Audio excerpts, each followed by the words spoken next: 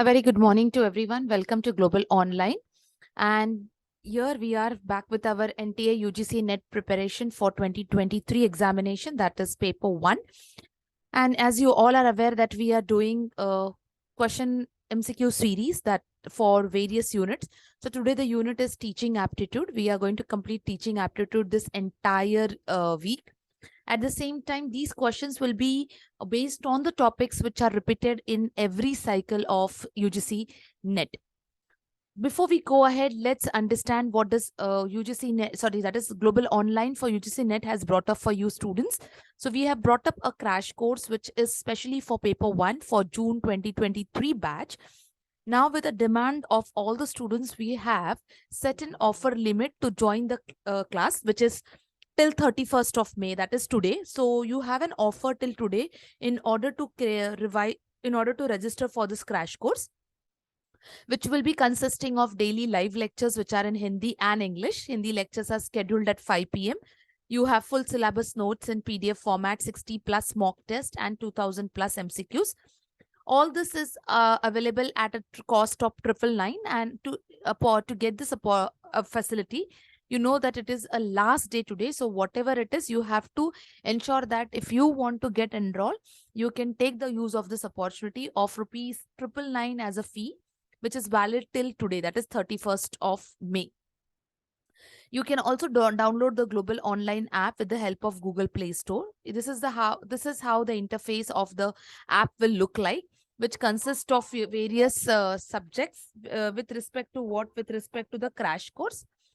At the same time, it is also having a detailed folder with respect to your subject, with respect to your courses. So these are available, for all the units. At the same time, you can get in touch with us on the WhatsApp number in order to have any further doubts clarified. So yes, let's start the session for the day. Before we start the session for the day, let me tell you one thing. Now the speed of answering should be a little bit faster, because now we are very nearby to the upcoming examinations and you have to practice yourself very well. So let's see that you're practicing your questions, the speed of answering the question is increasing day by day. So let's go with the first question of the day. So the first question talks about peer group interaction in a classroom helps in what? So we are talking about what? We are talking about classroom interaction with the help of peer group. So it is helping in concept understanding. It is helping in realization of one's misunderstanding or rapport building or questioning. So here we are talking about what? We are talking about peer group. That is the classmates group interaction in a classroom. Helps for what? What is the reason for that interaction? Whether it is about understanding, whether it is about... just a second, sorry. Yes. So whether it is about understanding, whether it is about concept realization, or whether it is about rapport building, or whether it is questioning. So let's see, the peer group will be interacting in a classroom with respect to what? With respect to concept understanding. Okay. Now here comes second question. The second question is on reflective practices, which implies use of one's what? So reflective practices, okay, implies what? So does reflective practices results into cognition, metacognition, on cognition, or reinforcement of learning? So here we are talking about reflective practice, that is reflective teaching learning, indicates what? Use of what? Either it is cognition, that is a mental ability, metacognition, on cognition, or reinforcement of learning. So you have to identify what is this reflective practice used. One is used with the help of one's what. So in order to understand that reflective practices implies use of one's metacognition. Now, what is this reflective practices? That also we'll see. What is this metacognition? Let's understand that also. So first of all, reflective practices is a process in which teacher thinks regarding the teaching practices, analyze how something can be taught and how the practice can be improved for better learning results. That is teaching and learning process. So it is called as reflective practices, which requires a good amount of practice, analysis, patience in order to bring out the impactful results. Meta, it means it is beyond. So metacognition is all about cognition, about cognition. It means your intellectual capacity with, growing at a growth phase. Okay. Yes. Coming to question number 3 now. So question number 3, you can see yesterday also, if you remember, we have done one question on levels. No doubt the question was different. Here also we have a match the following, where we have two sets, set A and set B. Now, set A stands for what? Set A stands for your level, which is consisting of memory level, which is consisting of understanding level, analyzing level, creating level. These are the 4 levels, okay? Set B talks about following: identify examples of a given concept, generating new idea or generating new information, recalling information, isolating information into parts. So basically, set A, that is your column A, is levels, and regarding the level, there is, some meaning type. So what it is related to. So let's see how many of you can answer this very quickly. We have studied the levels very well. Let us see whether these levels are, properly matched as per your understanding. So let's have a look. So we have the right answer as, that is just a second. Option number, that is from the given option, the right answer is option number D. So let's see. Memory level. Memory level talks about recalling. Okay. Understanding level talks about, understanding level talks about identifying the examples of a given concept. Analyzing levels talks about your isolating information into parts, and your creating levels talks about generating new concept, idea, or information.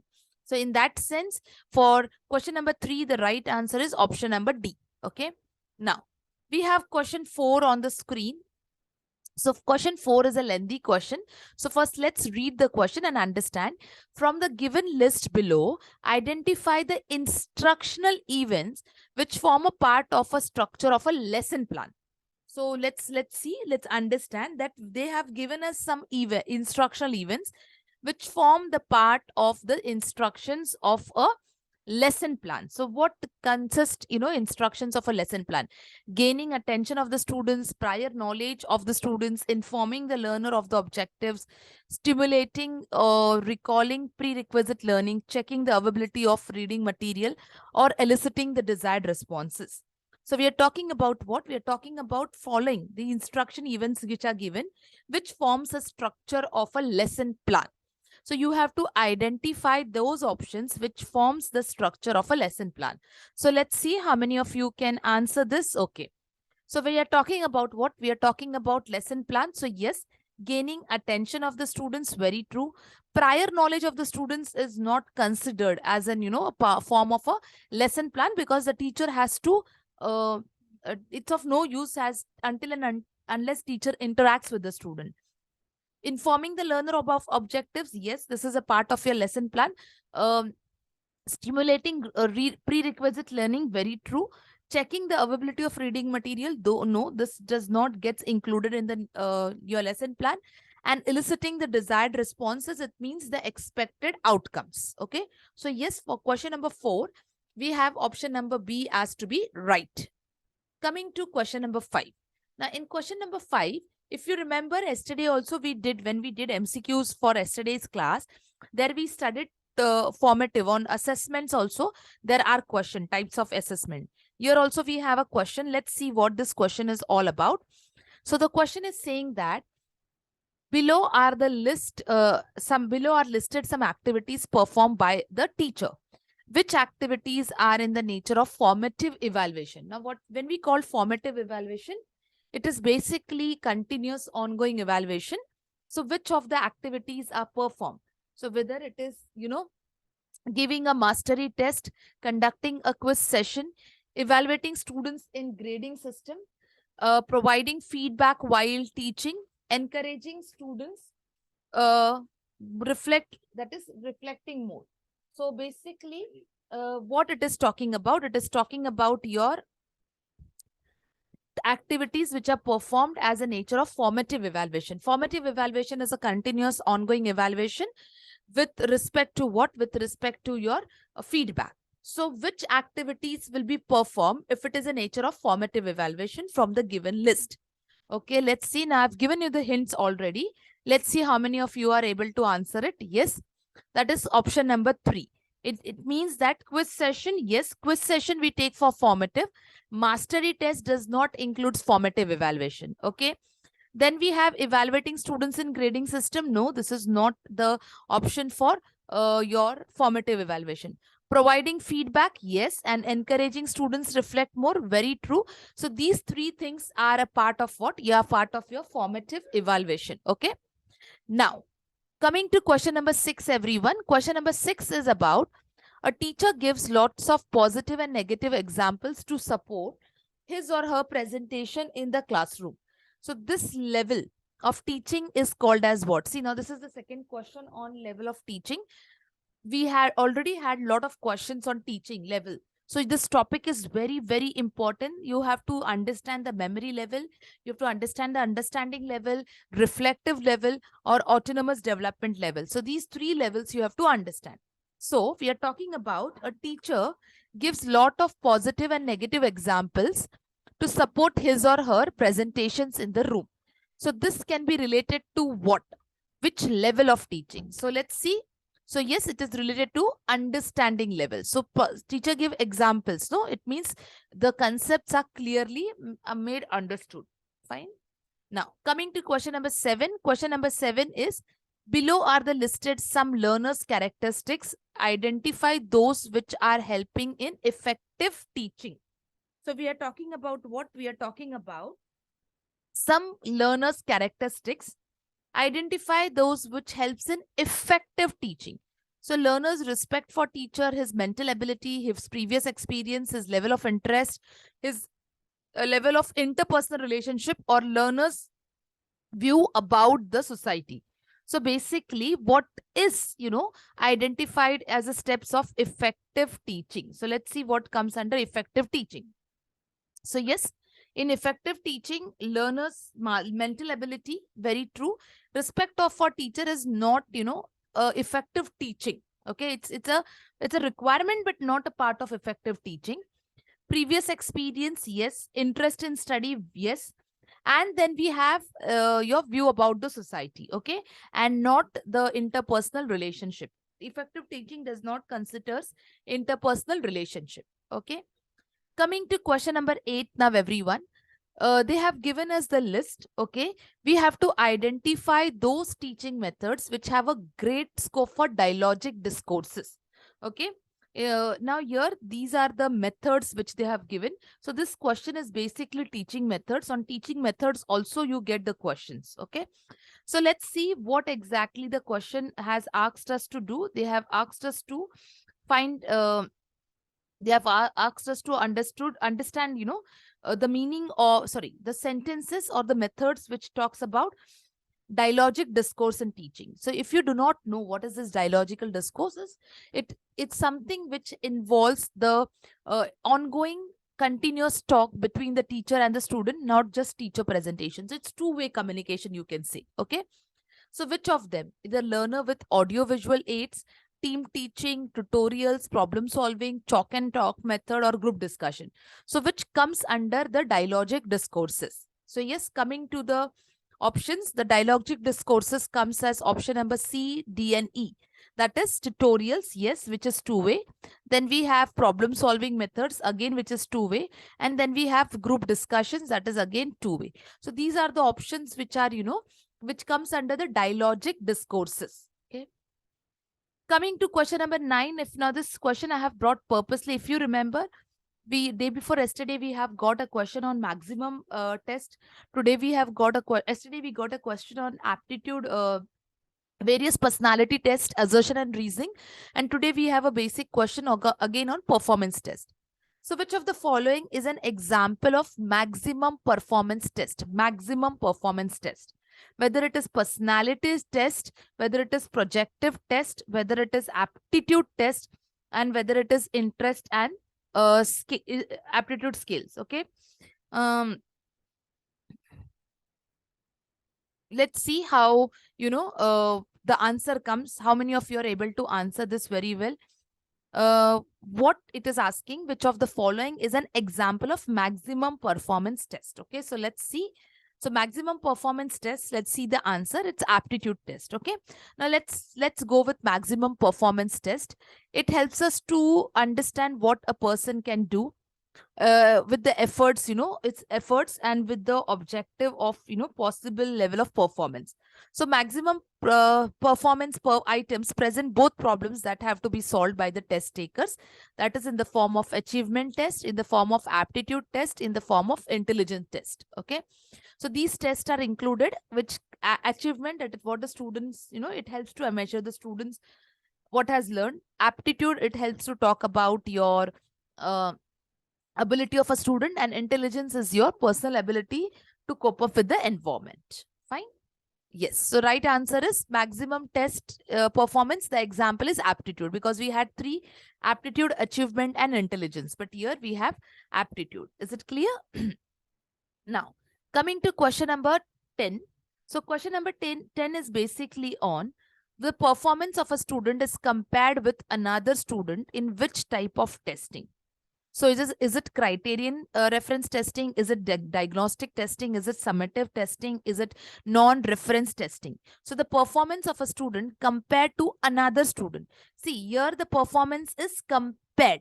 So which comes under criteria, diagnostic, summative, or norm reference. So let's see where the performance takes place. The performance takes place in norm reference testing, where you try to compare one student with another student. Okay. Diagnostic is actually, improvement. Criterion, there has to be specific criterion. Summative, which is, taken into consideration with what? With respect to certain percentiles, certain score. So the right answer here will be the performance of a student, which is compared to another student in the type of testing that is per norm reference. Then we have question number 11 now. I hope everyone is following the time management very well to learn, to answer in the stipulated amount of time.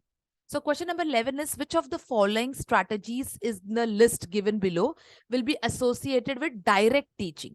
So this is the keyword of the question. You should always know the keyword of the question in order to answer the question properly.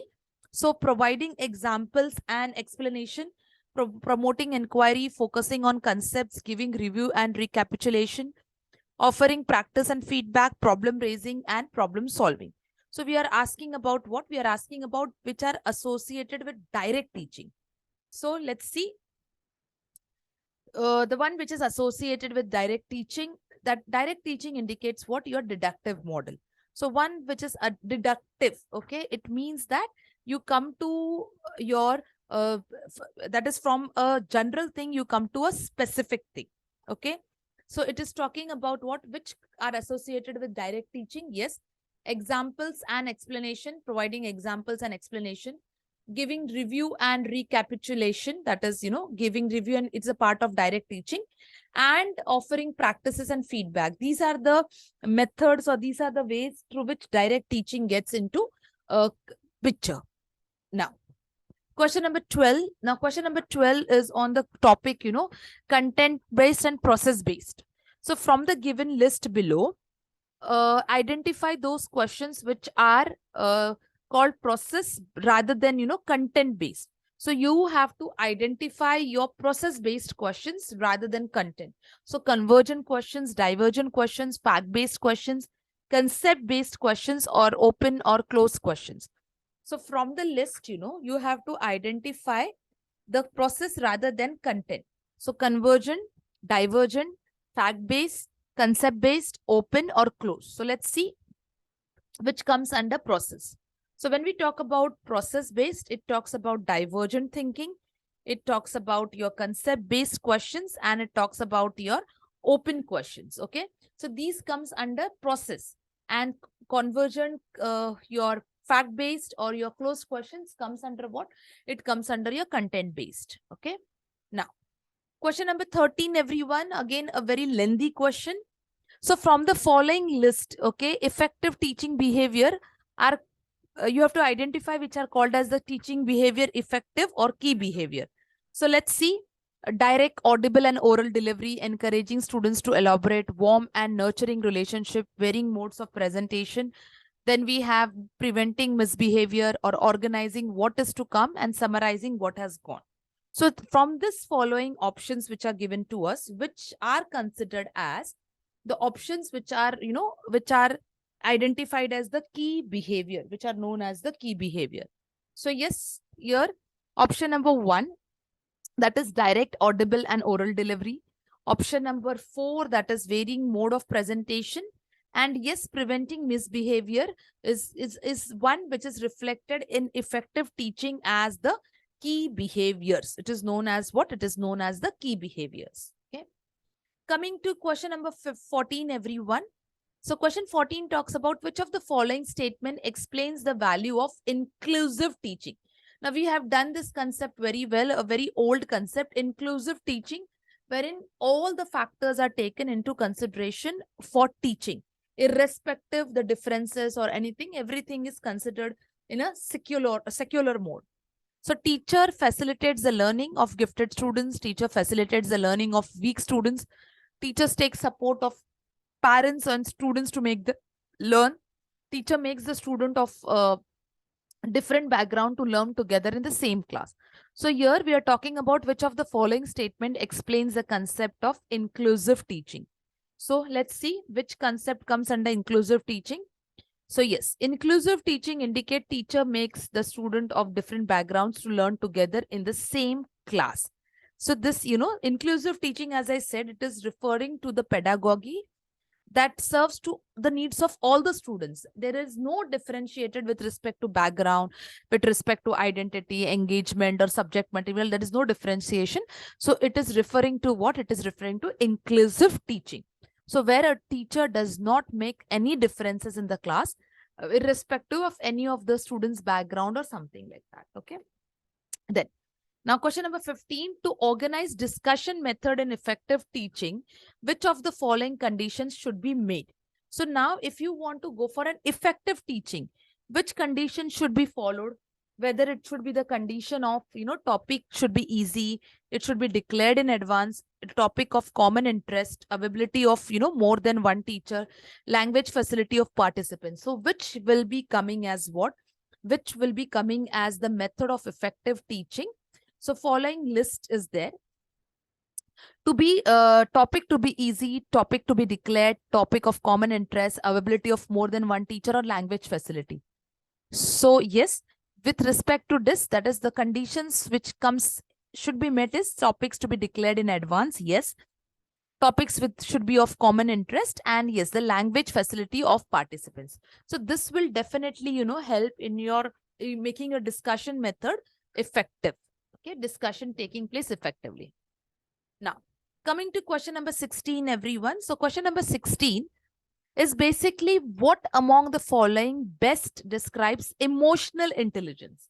So from the given examples, which describes best the emotional intelligence, that is understanding the emotion of other people, express oneself very strongly, being rational in thinking, adjusting one emotion as per situation, being creative and open to criticism, accepting other people. So what it is talking about? It is talking about, the emotional intelligence of the learner. Okay. It is talking about the emotional intelligence of the learners. So which of the following topics comes under emotional intelligence of the learners? So from the given, we will understand the emotional intelligence with the help of following points, that is understanding the emotion of other people. Yes. Then we have understanding one's emotion as per the situation. Yes. And accepting the people as they are. So with the help of these points, you will try to understand the emotional intelligence of what? Of the learners. Okay. Now, coming to question number 17, everyone. The question is very lengthy. Just read it carefully and then come to the answer properly. When the learning outcomes of the students are ensured with employment of less resources and of effort on the part of a teacher and more initiative for self-learning is evident, which of the following expression will describe the teacher appropriately? See, this is the scenario. I will read the scenario once again for you, just to ensure you that the question is clearly understood. So the scenario is, learning outcome of students are ensured with employment of less resources and efforts on the part of teacher and more initiative for self-learning. So here, how the teacher will be described in this process. Teacher is successful, is effective, is intelligent, or teacher is practical. For such scenario, how will you define the teacher? So basically, the teacher is defined as what? Teacher is defined as teacher is effective. So teacher, when is, comes out with this scenario. So this scenario says that teacher is effective. Okay. Yes. Coming now, see, another question we have got. Now, this question we have got on the topic, that is inclusive education. So let's see what this inclusive education talks about. So this inclusive education is basically implementing what? Ensuring learning outcome of every child to be same, including the disabled in the mainstream, provides compulsory education below 14 years of age, ensuring that no child is left behind in education. So when we talk about inclusive education, what does it implies, or what does it tell? So inclusive education says that your learning outcome of every child should be same, whether it, including the disabled in the mainstream, provides compulsory education for children below 14, ensuring that no child is left behind in education. So this is what is called as what? Inclusive education. So which comes, a part of inclusive education. I have just before I have told, what is inclusive education. Yes. So basically it is about that no child is left behind in education. So this is how your inclusive education takes, it's considered. Now let's see. This was the last question of the day. I know today the speed was little bit higher, so that, slowly, gradually, you also match up with the speeds. And this will help you to ensure that your main examination, you are able to manage your time very well, especially for the questions of data interpretation and comprehension, where you can utilize your time little bit more by answering the questions very, clearly. Any student who is looking for the paper 2 study material with us, yes, we do have it for the following subjects. You can get in touch with us on the given WhatsApp number. The fees is 1600, but right now we have kept it 20% off. So the fees is 1280. Okay. And yes, that's all we have for the day. Tomorrow we'll be having another set of questions of teaching aptitude. As you all know that in this week, we are going to complete teaching aptitude itself. So let's see how it, let's make sure that we are doing maximum amount of questions on daily basis and ensuring that you get good amount of practice with your questions. Okay. Thank you everyone, and see you tomorrow sharp at 10 a.m. Thank you.